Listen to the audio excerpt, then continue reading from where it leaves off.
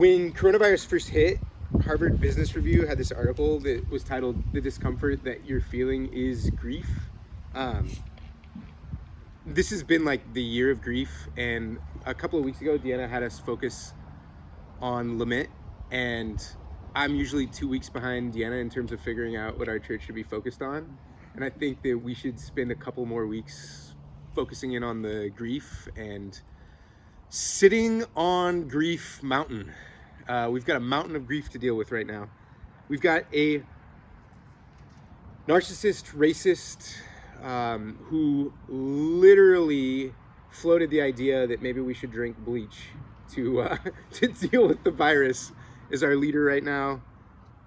We've got all the forms of grief, right? The economy fell apart, isolation, got to be 6 feet apart from everyone. Zoom is so shitty, just so many forms of grief right now. The racist violence breaking out. And on top of that, I think we're all starting to scrape the bottom of the barrel of Netflix. Like, I'm watching Floor is Lava. Anyone? There's only one benefit to this. Do you guys know what Floor is Lava is? Yes. Basic premise is it's just bad. What?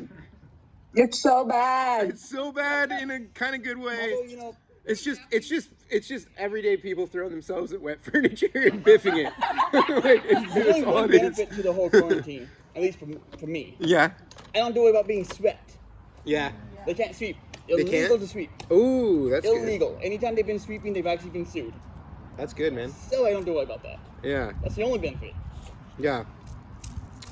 Most of the things that kept our life feeling buoyant, friends, work, just breweries, like they got taken away.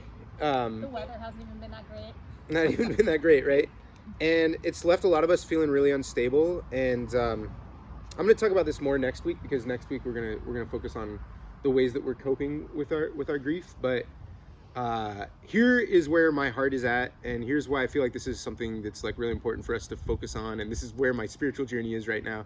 Is I finally, a couple of weeks ago, surrendered to God the amount that I've been drinking, because I've been drinking a lot to cope, and that was a very good choice, but it's left me very vulnerable to the grief that I wasn't looking at, and it has been really hard. And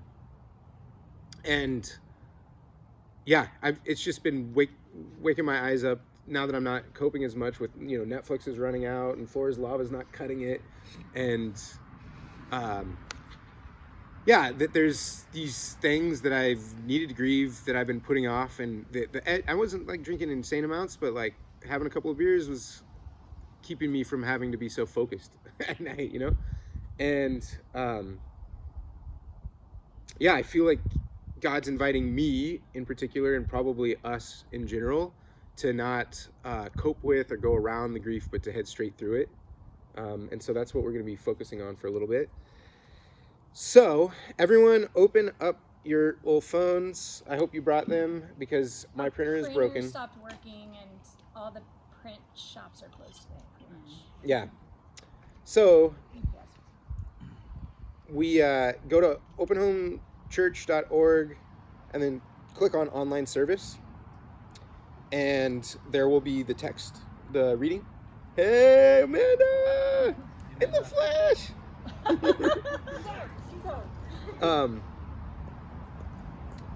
Yeah. Openhomechurch.org. Feel free to, maybe over behind Kyle might be good. I don't know. Wherever feels good for you. Or we can back up a bit. Let me know when you guys got it open, and if someone wants to read the passage for us. This is one of those passages I quote all the time, because it's so good. Psalm 126? Yeah. You want to read it, Jimmy? Okay. Read it nice and loud for the internet people. Yeah, you can come over here. When the Lord restored the fortunes of Zion, we were like those who dreamed. Our mouths were filled with laughter, our tongues with songs of joy. Then it was said among the nations, the Lord has done great things for them. The Lord has done great things for us, and we are filled with joy. Restore our fortunes, Lord, like streams in the Negev. Those who sow with tears will reap with songs of joy. Those who go out weeping, carrying seed to sow, will return with songs of joy, carrying sheaves with them. So take a few minutes and think through that that psalm, and especially focus on verses 5 and 6 is where we're going to spend most of our time. And yeah, just think about it and think if any questions or thoughts get sparked.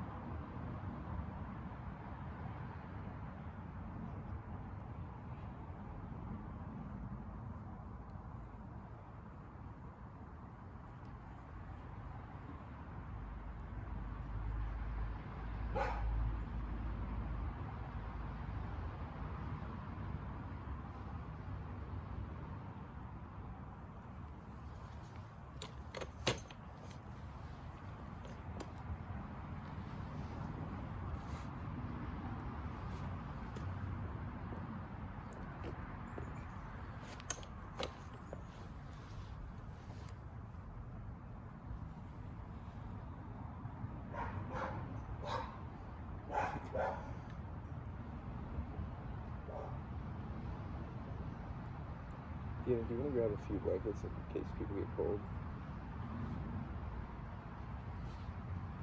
It's gonna happen once that sun dips.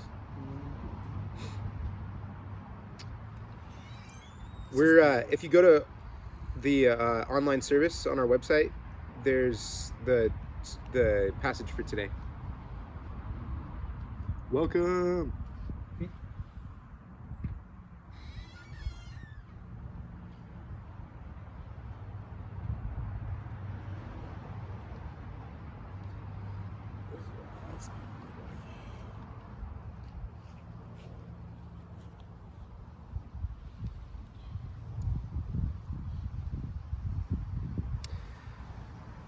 If you need more time, feel free to keep thinking, but what thoughts or questions came up? I liked the part where it said we were like men who dream. Because when you're in the middle of everything, you're just trying to survive. And I liked that idea of like having the freedom to just dream. Yeah. Yeah, totally. Yeah. That's good. Yeah, I also get a vibe of like when life was good, I didn't notice it was good, but now when I think back to it, it had a dreamlike quality. Also there. Yeah, that's the way yeah.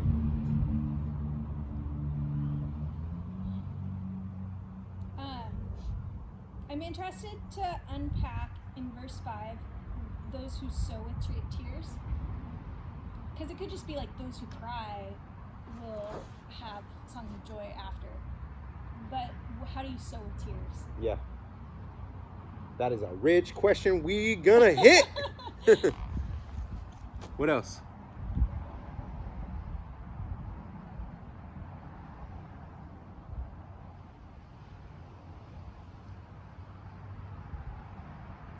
What's a sheep? What's a what? I think it's What's the word?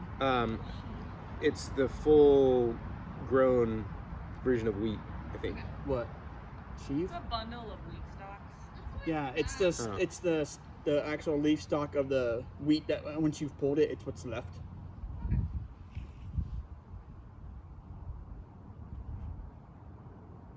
What else?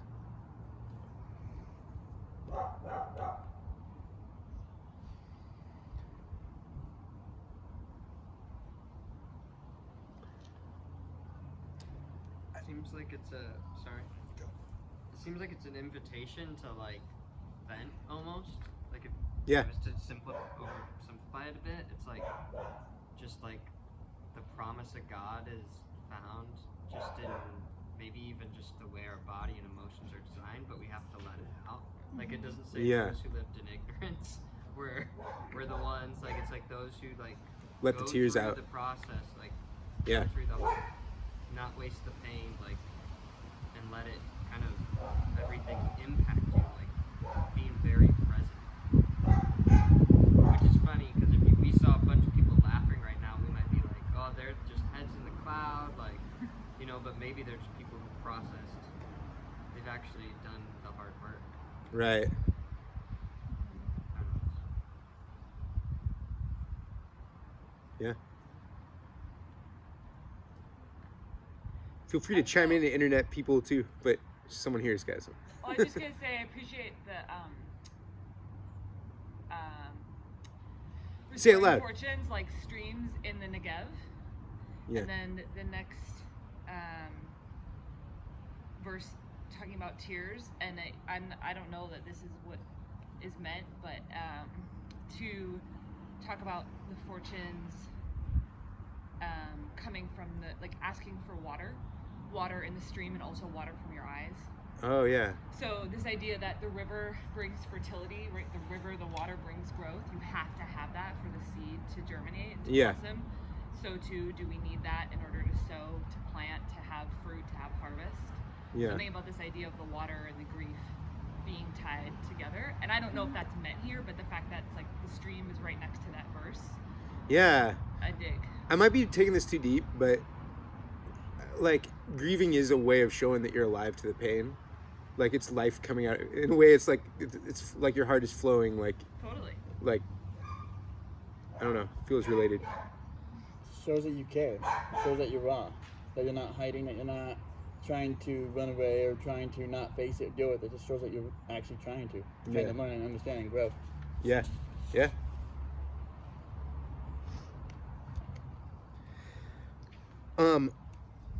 Someone take a hack at verses 5 and 6. What's up?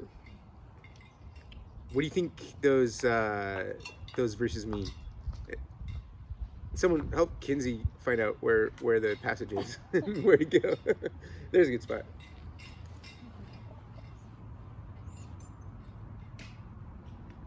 What was your question again? Like, What does even if it's just like a very basic answer, like what do you guys think 5 and 6 means?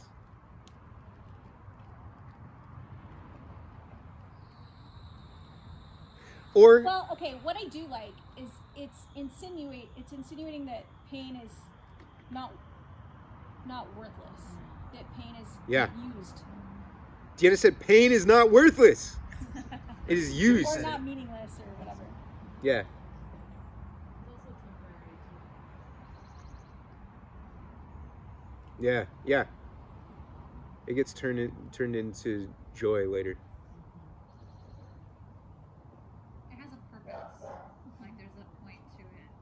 It's not just there. It brings life and growth. Yeah. It kind of reminds me of the seasons too. Yeah. Let's make this personal. What could this verse mean to you in your situation, in your apartment or house, like right now?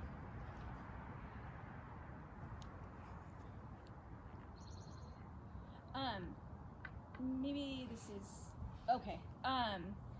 Similar to Caleb, I think when I drink like a beer, sometimes there's this feeling that after I imbibe that drink, I'm more of who I want to be in my head, like more outgoing, more like more fun with the kids, not as angry. And it's like that, there's this part of me that's like, I want to be like that, but I can't ultimately be the healthy version of that without, it's like I'm trying to take a shortcut to what I want to be Yeah. in a way that's not working for me. I was just thinking that the other day, that there's something that happens through engaging and like working through the suffering, that there's this promise that I will become the thing that I want to become. Yeah. And I'm not gonna do that when I'm not gonna do that when I have a beer. It's just this superficial, shallow version of that. And I think there's this promise that there's a better deeper, richer version of that. Does that make sense? Yeah. But it involves the going through. Not you. It involves like maturing, like Yeah. dealing with pain, learning to temper my anger, like because it's a shortcut, right? Like I can't, like I just become nicer to my children in a way. At least I'm sure that that's not like really true, but the It lie sort of is, yeah. that like I'm just more fun. I'm not like yelling at them to clean or Mhm. yeah. That was a good share. Yeah. Anybody else want to bring it to the personal level?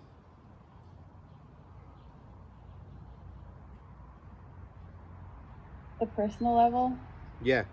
But I mean, just reading the passage, it almost sounds like there's an inevitability that follows sorrow. Mm-hmm. Like if you let sorrow like come into the fullness of its life cycle, Yeah. then inevitably the fruit of that or the end of that is joy. Yeah. That's a really good way to put it. I worked on this all week and I don't think I put it that well. When you let sorrow come into the fullness of its life cycle, there's an inevitability to the joy that comes afterwards. Which is constantly in scripture also. Do you know Mhm. what I mean? Like pick up your cross. Like Jesus' death brought resurrection. You Yeah. have to die to live. So it's just like annoying that I forget that that's a repeated metaphor. Yeah. It's also very uncomfortable. So. Yes, yes.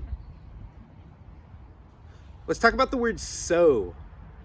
It says those who sow their tears will reap in songs of joy. Why would that word sow be there? It's a farmer's term. Yeah. When you plow the ground, you have to soften it. To Yep. sow it is when you plant the seed to bury it. Before you actually bury it, you lay it down a certain way. That's Yeah. actually sowing it. Covering it up is not sowing it. It's actually the way you lay it down as you're doing it. That's Yeah. actually sowing. Doing it Yeah. correctly, your harvest will grow correctly. Doing it incorrectly, it will not grow or it will go die. It depends. Yeah. Here's what I want to get at with what he just said and what happens when we think about that is you cannot leave your seeds in the barn. Like you can't just find ways of coping or getting around the suffering because that's not going to grow the same thing. You can't just even just find like mental workarounds that are like, you know, if I just have my coffee in the morning and I go for my run, I can wait this out and just be done.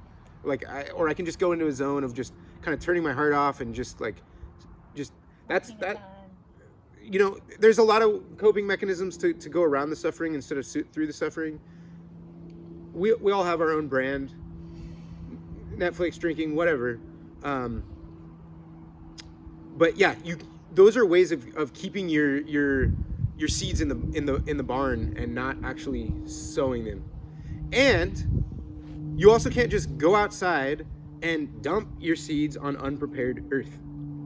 You can't just go out and just like get lost in just expressing your emotions. Like, I'm gonna do whatever I want. I'm gonna let my id take control, and I'm gonna blow up at whoever I want to, whenever I want to, and I'm gonna drink as much as I want to and scream at the sky, and I'm gonna hook up with whoever I want to because I'm in pain and it hurts, and so now my id gets to take control and gets the reins of the situation.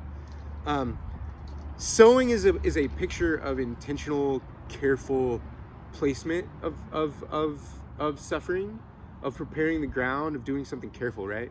Not dumping, not leaving the seeds in the barn. And I feel like a lot of the ways that people tend to deal with suffering is leave it in the barn or dump it out. It's really hard to know how to sow it really carefully, right? Patience. And yeah, so sowing, Mm-hmm. like he said, is something where you have to prepare the ground first. Yep. It's something where you've got to loosen the earth and give it space. And you can't dump all the seeds in one spot. You have to give them space. Each seed needs its own space so it doesn't get choked out, as Jesus says, by the cares and the worries of life. That the seed needs its own space. And our grief needs its own space. It needs its own time of sitting with it, of letting what was it you said again, Gina? The fullness of its life cycle. That was basically it. Yeah. You can say it again if I didn't get that right. And any counselor is going to tell you that if you want to heal from tragedy and grief, that you've got to spend time with it. You've got to be able to sit with it and look at it, and that acknowledging the process, the 5 stages of grief, and learning how to acknowledge when those are happening in yourself, and let them move through you. The 5 stages are denial, anger, bargaining, depression, and then finally acceptance. And we see I'm sure we've seen all of those happen to us, right? In the beginning, especially denial, like, yeah, the schools won't close, maybe it's not going to be that big of a deal. Commander-in-Chief is still rocking the denial stage. Actually, I saw him with a mask today. And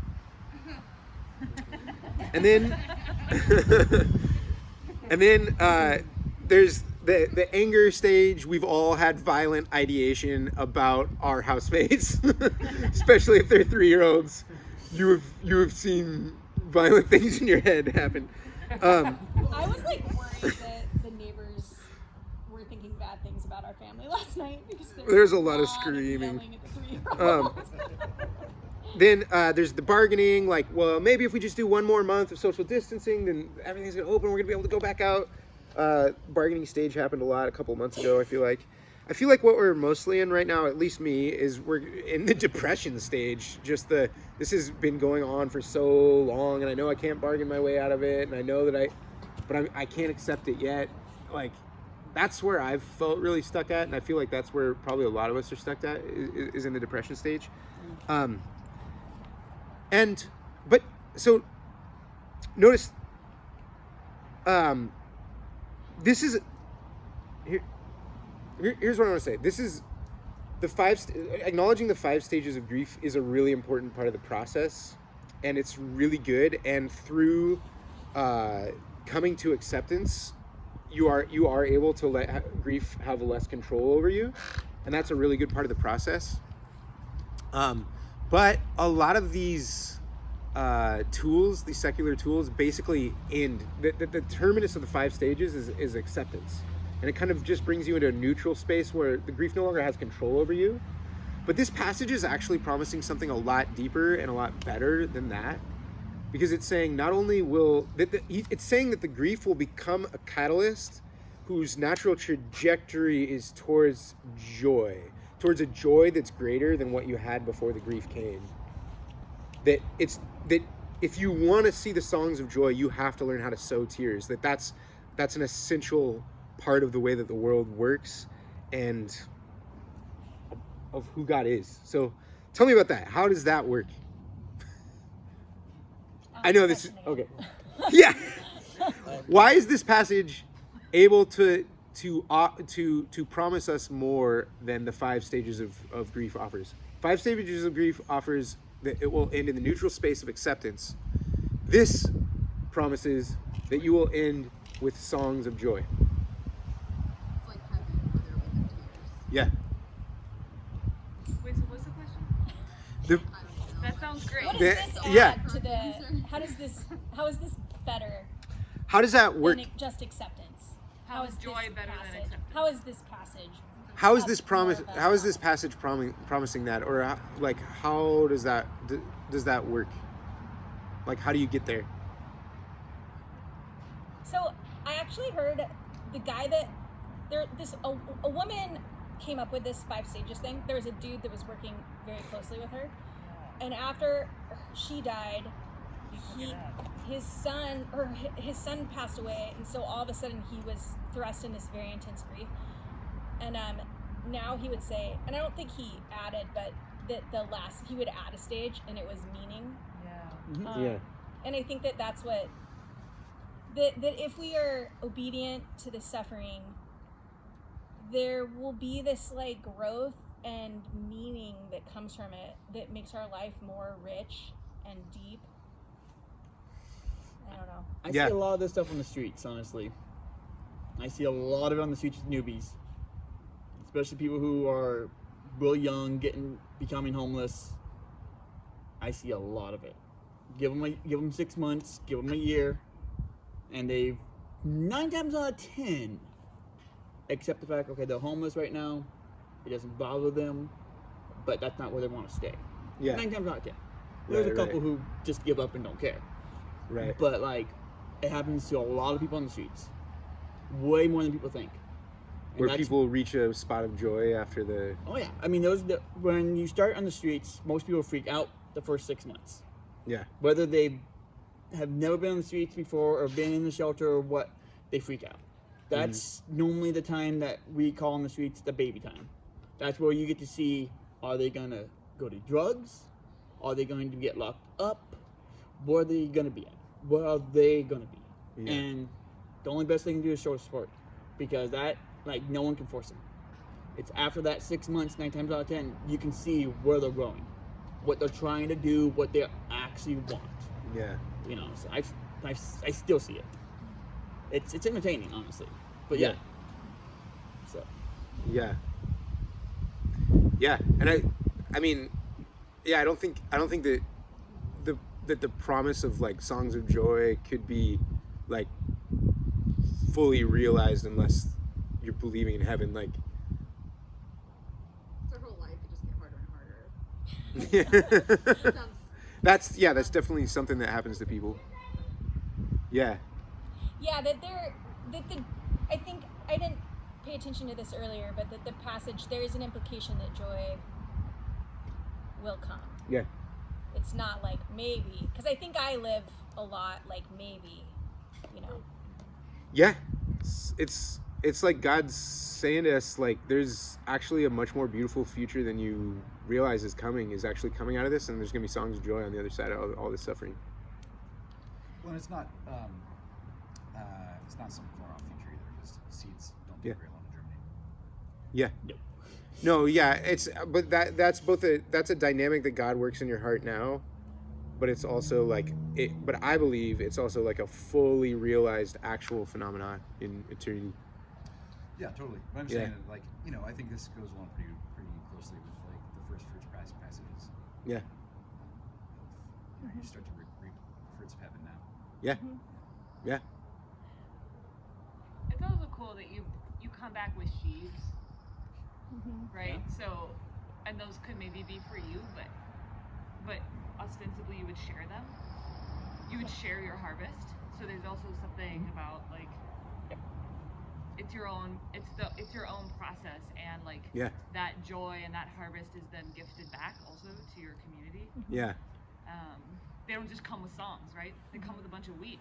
Yeah. That's pretty dope. Yeah, because I was actually thinking about like like way too much for one person to eat. Always. Or like, what's the richness of suffering? Like, I was trying in my head, and I think the one of the bigger things the first thing that came to mind was when you're hanging out with someone that's been through something really hard and has walked it faithfully through the other side.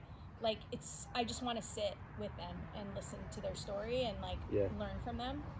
They've been a gift to me, those people in my life. And then I think vice versa. Like, I noticed that after I've moved through an intense time, I'm a little bit more empathetic to people. Yeah. Yeah. I'm gonna talk more about the cross when we're wrapping things up, but right now I just want to say that the way to sow your tears, to plant them carefully, so that they bring joy later, is to pray your tears. The way to sow your tears is to sit with your tears with God, because He actually has resurrection power. The way to sow your tears is to pray your tears. And that in the process of bearing our tears and sitting with the morning with God, that's where the new thing grows.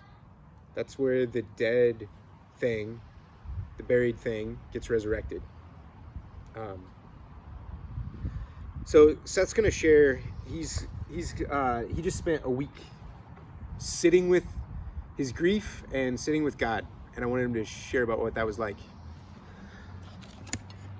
Do you want to just sit over here so that they can hear you and everything? Let's just trade for a second. Oh.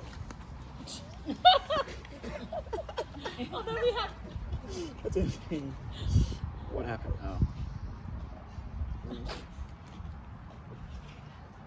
Oh. Hi. Hi, Seth. I was over there on my phone. I was trying to look up the first fruits passages that I was thinking about. I know there are a bunch of them though. I looked and there's just a bunch of these references throughout the Bible. And that's sort of, Caleb says this is one of the verses he references. Those are the verses that I often reference, and I think they're similar in that you get a taste of the kingdom here and now, and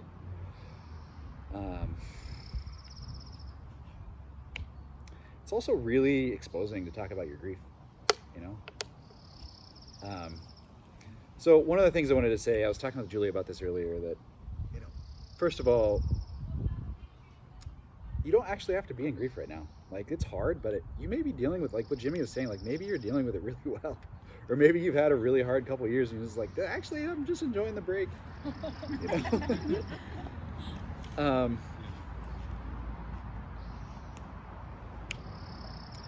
Also, like I said, it can be really personal. Obviously, it's really personal. So I'm having a hard time. I've been thinking about this for a couple weeks now, actually, because Caleb asked me to do this a couple weeks ago, and just not been really sure how to approach it.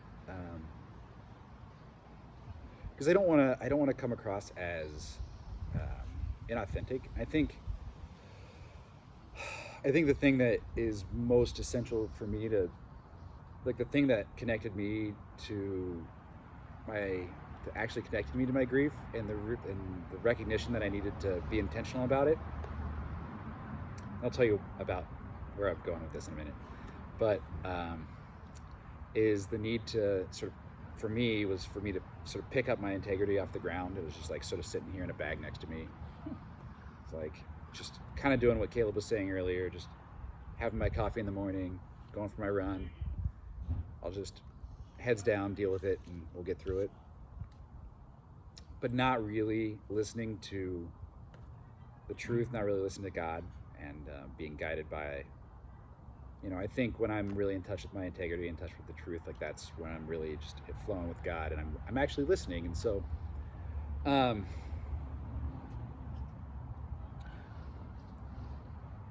yeah, I mean, I've had a lot of hard things happen this year. My dad took his own life on January 6th. It was like it's been 6 months, just a few days ago.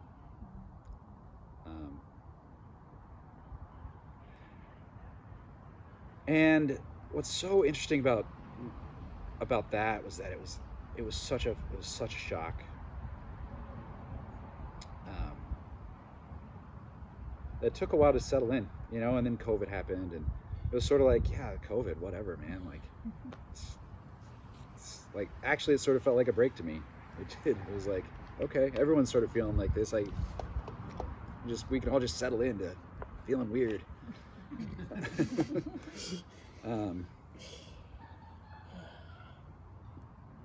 But what I noticed, I have a good counselor, and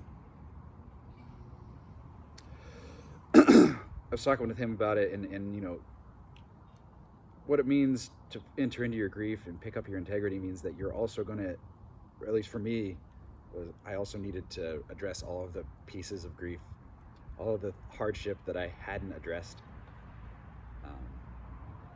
Because if I was going to have integrity about grieving my father and grieving my father, I would also need to grieve the loss of my marriage truly, and grieve the fact that my family hasn't been that supportive in the loss of my father, or the loss of my wife, my ex-wife, and just like all these things that are actually very very personal, very hard to deal with, but I guess what I'm trying to say is that can't do it alone. And so after speaking with my counselor, I decided to go out to just take some time off. I'd never done that. I'd just never done that. To just go out and just listen to God. And what I decided to do was just take some books, have some, form some rituals around the idea of listening, and try to plan it out. And I did about half those things. I was really just like doing the thing that I always do, just really busy with work. It's like I gotta get things all planned out so I can clear out the week and not think about it. Finally threw everything in the car and went out to Eastern Washington, and everything was terrible. It was awful. 'Cause I didn't plan. But I had all my supplies, luckily. The first night, I set up my tent and it just started pouring rain. It was cold in North Cascades. I had a small fire, and I was just cold and wet and sad. And I just felt like God was right there with me, just listening, listening to me grieve and saying, "Hey, man, this is the time. This is it. I'm here with you, and this is the time. Take the cue."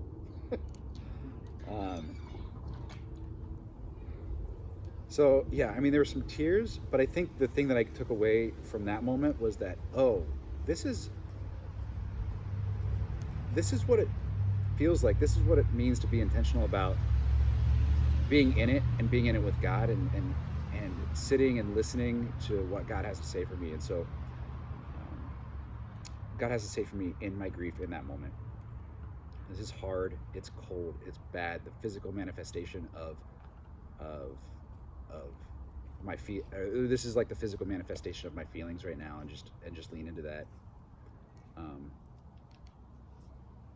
Later on in the week, I was reading some passages from like an okay book, but I was getting a lot out of it because God was there with me. Like maybe if I wasn't listening as well to God, I wouldn't have got anything out of it.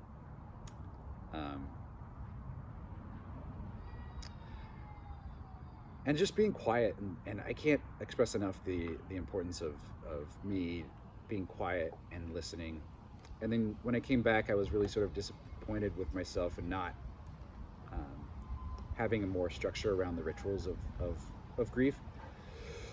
I spoke with some friends about it and reflected back and recognized pretty quickly that actually the whole thing had been this pretty clearly thought out ritual that was being borne out inside me through my heart, but also guided by God. I think it was the first time in a long time that I allowed myself to be truly guided.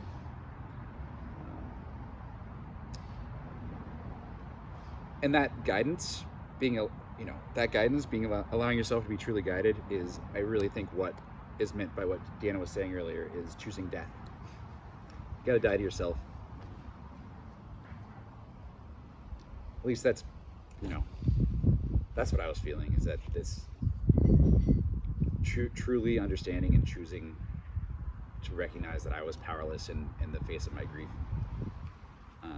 Powerless in the face of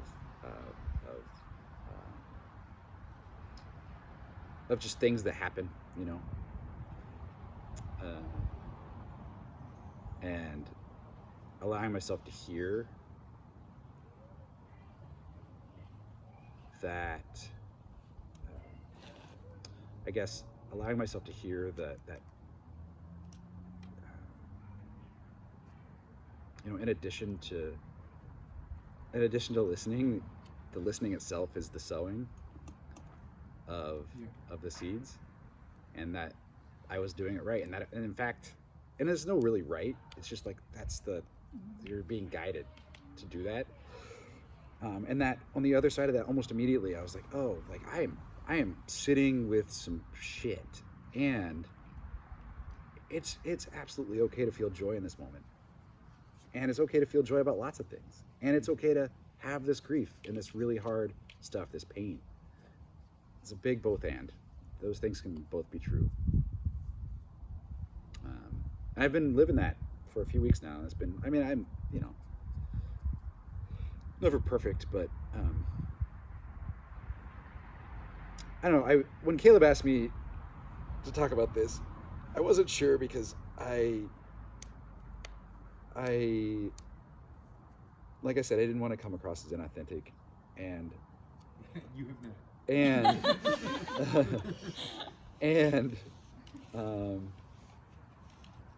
and I was just a little bit afraid of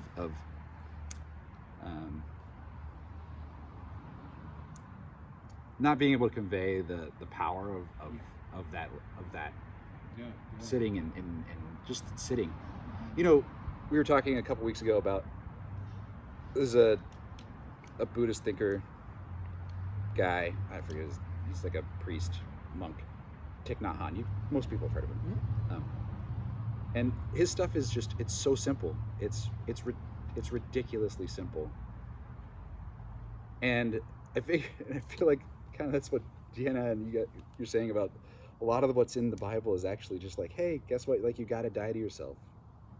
You got to listen. The message of the cross is born out in nature. It's born out in the seeds of the field. You know, it's born out and it's just repeated over and over and over again. It's actually extremely simple, and it's extremely hard to hear. That's me.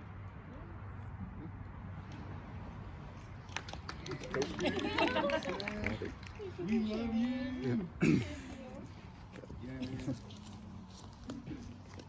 Feels like that was a really healthy thing that he did. I'm super glad. And some of us probably have, I don't know, we got our own griefs going on, and maybe we don't need a whole week, but maybe we need a full day, or maybe you need 2 days to just sit down and acknowledge, well, here's all the things that I'm feeling, and here's where they're coming from, and God, what do you want to do with these? I'm here to listen. That's what he did, and he came back with songs of joy. He did. Amen. I love that happened, man. Yeah, that's good. This is not going to be as deep as what he just shared, and he did just say this. But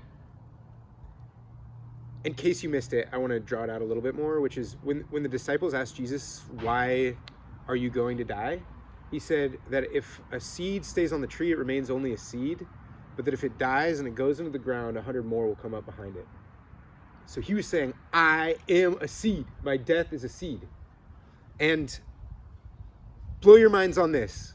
Like, the reason seeds work the way they do, this is what Seth just said, is God hid the mystery of the cross inside the life cycle that the world runs on.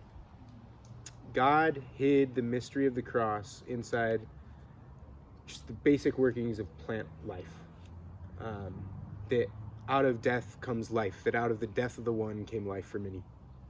I think that's really beautiful, and it blows my mind. And the mystery shows a deep truth about what God wants to do with our own sorrow. And one way to look at the cross is that Jesus held all of the suffering of the world.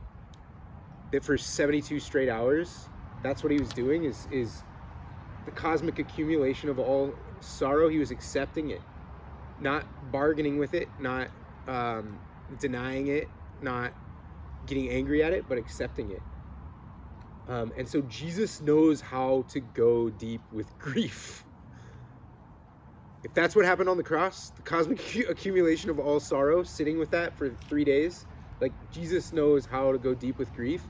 And so that means that God is a safe place, is a good place to take the full depth of whatever you're feeling with it. When you sit in that with him, that he's got resurrection for you. He's got songs of joy on the other side for you. And like she was saying, like, man, if this stuff is true, there's a future that's more beautiful than anything that we could imagine, that is growing its little green shoots out of all the suffering that's happening in the world. May it be so, Jesus. So we're gonna have some silence right now. This isn't gonna be like a deep enough. Like you're probably gonna need to do a 24-hour version of this. But just to kick it off, people online, you can't do the physical version with us, but you can do the spiritual version with us. I'm gonna dig a little hole right there.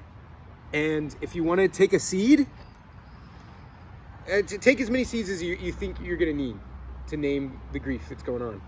And you can take whatever you want from this experience. If you want 12 calories worth of sunflower seeds and you want to eat some of these, that's okay too. Yeah. During the time of COVID, if you want to eat some of these, obviously some people are not going to feel comfortable grabbing this. That's fine. My understanding is it's mostly like a airborne problem, and that we're probably okay doing this. You can definitely wash your hands afterwards, but I'm gonna leave this out. And if you want to grab some seeds, and as you I'm gonna just play my guitar, and if you want to put them in, and as you do, just like name the things that you're grieving right now, as a way of and as you put it in, it's a way of saying, God, I'm open to whatever you want to do with the suffering that I'm in right now. And then it could be good to sit and wait and see if God has anything that he wants to say. I'm gonna pray for us. I'm gonna dig a little hole, and then I'm gonna play my guitar, and you guys can feel free to grab some seeds. Actually, Deanna, do you want to dig the hole so I can just do the guitar? I'm willing to ruin my yard for this object lesson, you guys. Do it like here because it's already dead. That's great. Okay. Yeah. Jason put stain. Actually, people need space, Deanna. So maybe find another. I can move back so that yeah, we need to. Let's keep this. Just do it. Just do it. You're good. Just do it. Yeah. I'm not worried. Yeah. I get tested every week. Deanna was not willing to sacrifice her yard for the object lesson. That ground has been prepared. Yeah, it's been prepared. And now we'll put seed on it. And then there'll be these roasted sunflower seeds are gonna somehow magically grow. I don't think I need to make like a super large hole. No. Right? Not super big. They're tiny little seeds. All right, joke time's over. Serious reflection time Begins now. begins now. I think that's probably big enough. Yeah, that's good. That's actually pretty good, honestly.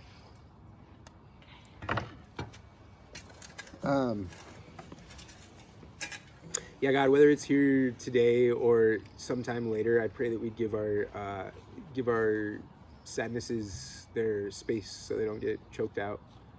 That we would come to you and speak to you, and thank you for being with Seth in his grief. I'm really glad that he was open to being with you there, and that you came and you were with him. And yeah, God, I pray the same thing for us, for everybody here. I know we've all got stuff to grieve.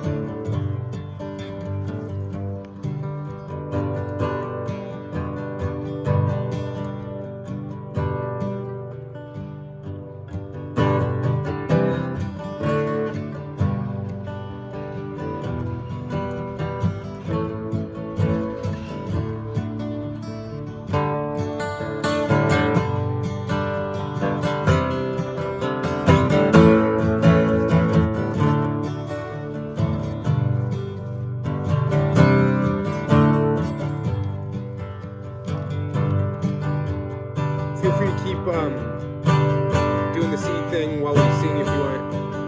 And the lyrics are on our website on online services.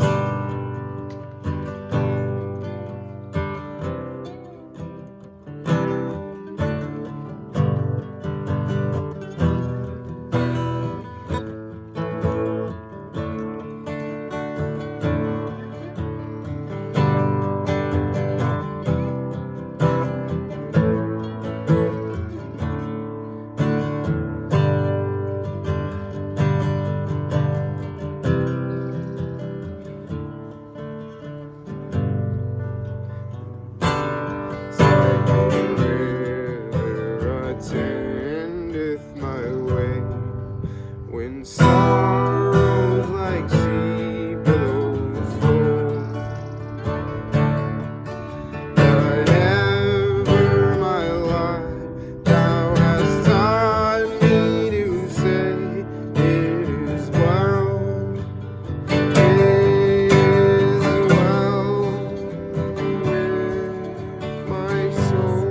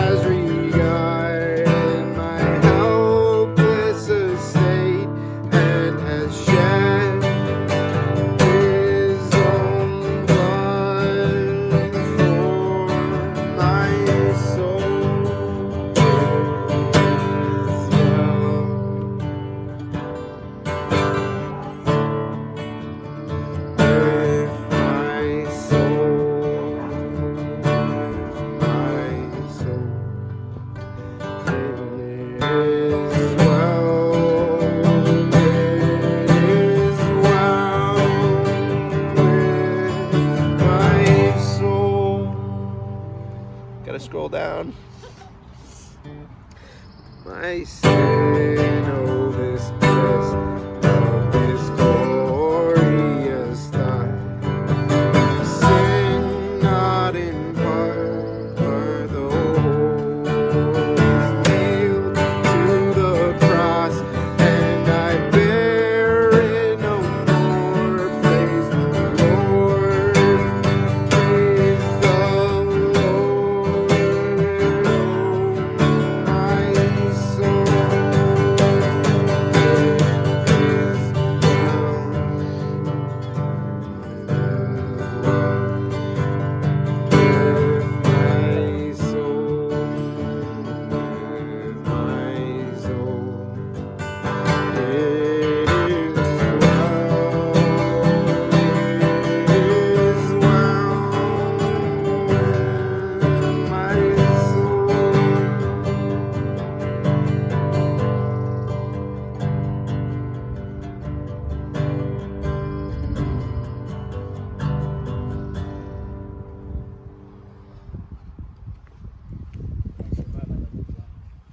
Yeah.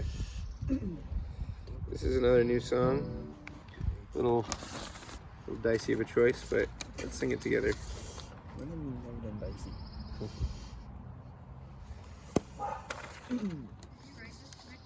No. No, Kanae said we should do it, and I agree.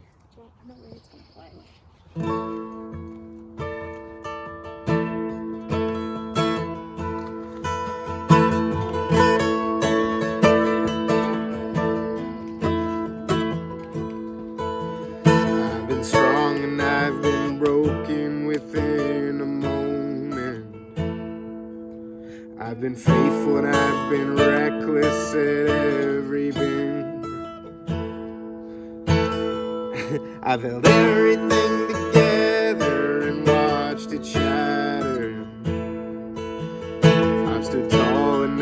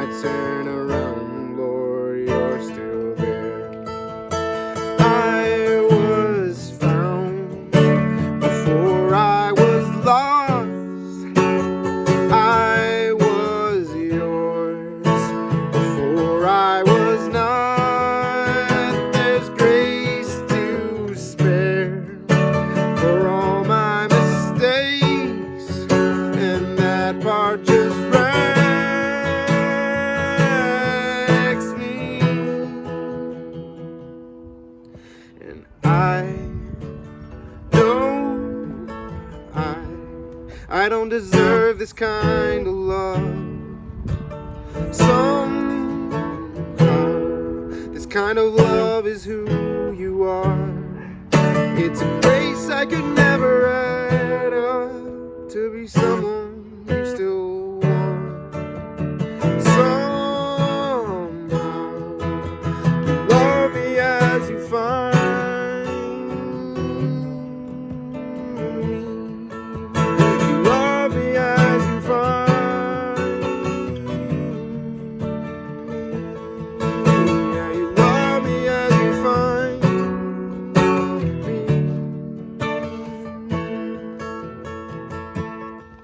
Who am I to think your glory needs my praises? But if this borrowed breath is yours, Lord, take it all. You are faithful and you are gracious, and I'm just grateful to think you don't need a single thing and still warm my heart. I was found before I was lost. I was yours before I was not. There's grace to spare for all my mistakes, and that part just wrecks me. And I know I don't deserve this kind of love.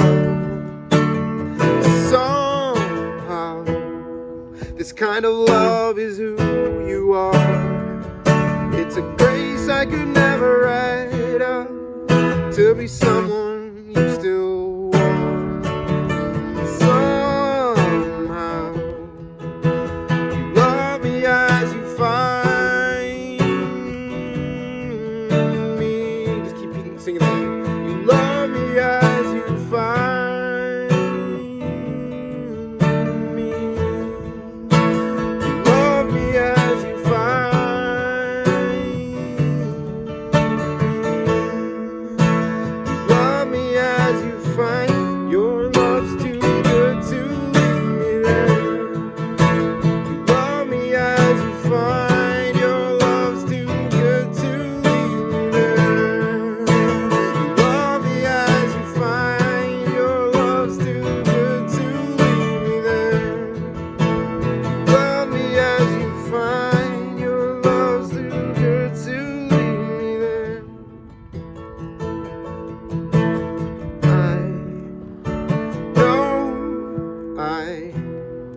I don't deserve this kind of love. Somehow, this kind of love is who you are. It's a grace I could never write up to be someone you still want. Somehow, you love me as you find me. Yeah, you love me as you find. Yeah, you love me as you find.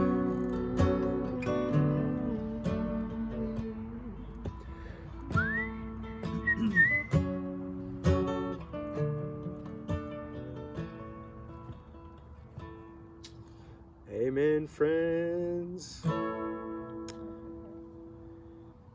Yeah. You gotta. I hope this will be one that people take action on, and yeah, carve out some time. And yeah, God, if you're telling someone here right now, like, I want to spend more time with you with this, yeah, I just pray that they'll put it right in their calendar, like right now, and get it in there. Amen. Yeah. Sadly, no food, but